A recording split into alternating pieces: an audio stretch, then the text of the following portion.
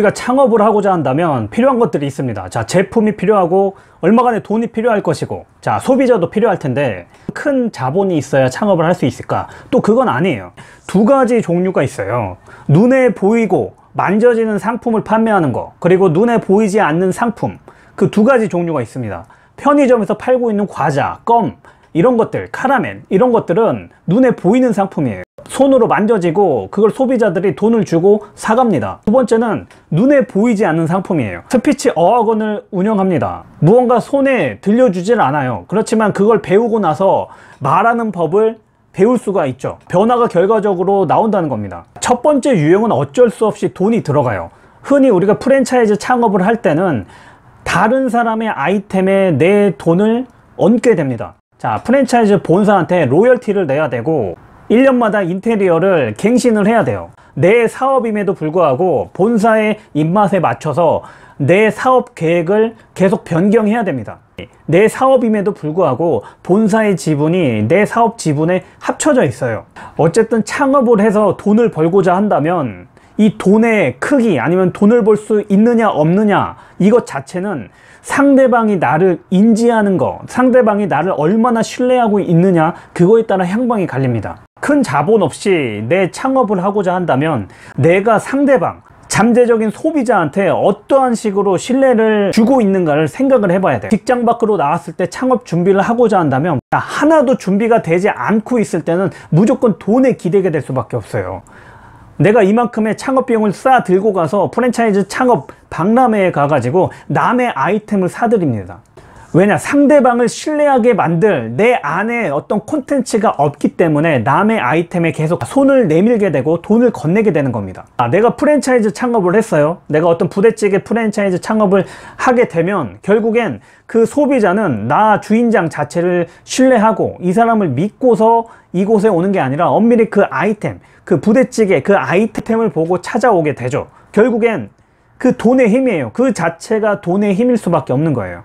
돈이 많다면, 자본 기반 창업을 할 수 있다면 괜찮은 거예요. 근데 그게 어렵다면, 남의 아이템을 사들여서 내 사업과 연결시킬 큰 자본이 없다면 결국엔 내 안에서 끄집어내야 된다는 겁니다. 우리가 길 가다가 어떤 노숙자를 만났어요. 근데 아무런 말도 없이 툭툭 건드리면서 손만 이렇게 내밀고 있어요. 돈 달라는 거죠. 그럼 이런 사람한테 돈을 주겠습니까? 아니면 자초지종 자기의 어떤 설명을 얘기를 하고 지갑을 잃어버렸는데 어떻게 빌려줄 수 없습니까? 이건 그냥 주고 싶은 마음도 생기는 거예요. 그러니까 사전에 내 이야기가, 내 어떤 스토리텔링이, 내 브랜딩이 되어 있느냐 없느냐, 이 차이가 상대방이 나를 인지하느냐, 신뢰를 가지게 되느냐, 이 차이가 있다는 겁니다. 자, 사전 작업 없이 내가 직장 밖을 뛰어나오자마자 스토리텔링이나 브랜딩이 하나도 돼 있지 않은데 남의 아이템에만 눈독을 들이게 되는 거예요. 그냥 맨날 그렇죠. 친구한테 야, 무슨 좋은 아이템 없냐? 자본이 많이 투여되고 남의 아이템을 사들여서 할 수밖에 없는 창업은 나의 신뢰성을 상대방한테 인지시키는 작업이 필요 없습니다. 자, 돈으로 해결돼요. 하지만 돈이 없다면 남의 아이템을 사들이는 게 아니라 내 콘텐츠를 어떻게 활용할 것인가, 사방에 널려있는 온라인 플랫폼을 활용해 가지고 내 스토리텔링을 계속해 나가야 된다는 거예요. 눈에 보이는 상품을 판매한다면, 자, 껌을 팔고 과자를 판매하고 나면 그 주인장과 그것을 사간 소비자 간에 어떤 유대관계가 없어요. 하지만 내가 눈에 보이지 않는 상품을 누군가한테 내보이고자 한다면 그 상품을 인지하고 소비한 사람이 어떠한 변화를 가질 수 있는가, 내가 도와줄 수 있어야 된다는 겁니다. 하다못해 내가 글을 쓰고 어떤 책을 쓰는 작가가 되고자 한다면 그 책을 읽은 독자가 한 명이라도 두 명이라도 좋은 영향을 받을 수 있게 글쓰기에 굉장한 노력을 해야 된다는 거예요. 글을 쓰는데 엄청난 돈이 들지는 않지만 돈에 버금가는 노력이 들어가야 된다는 겁니다. 자, 눈에 보이고 쉽게 찾을 수 있는 아이템은 어쩔 수 없이 돈이 많이 들어가요. 그건 나를 인지시키는 신뢰 과정이 크게 필요하지 않아요. 하지만 눈에 보이지 않는 상품을 내가 택했다면, 내가 승무원이에요. 승무원으로 오랫동안 일을 했어요. 그 경력 가지고 내가 어떤 교육 업체를 차렸다면 결국에 눈에 보이지 않는 상품을 누군가한테 내보이게 되는 거죠. 이럴 때는 상품 자체보다는 어떤 식으로 교육을 해왔고 어떤 식으로 경험을 풀어내고 있는지 인지한다는 얘기입니다. 갑작스럽게 길거리에 뛰어나가 가지고 저 이런 능력이 있으니까 저한테 이런 거 좀 배워보실래요? 이런 얘기를 하면 누가 그 사람한테 배우겠습니까?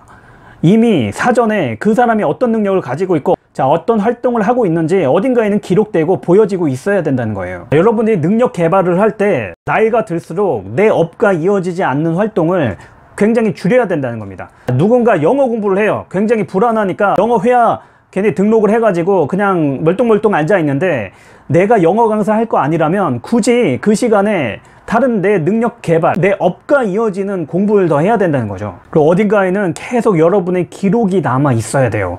이 사람을 인지할 수 있는, 자, 어떤 능력을 가지고 있고 어떤 관심사를 가지고 있는지 하루아침에 이걸 만들 수가 없습니다.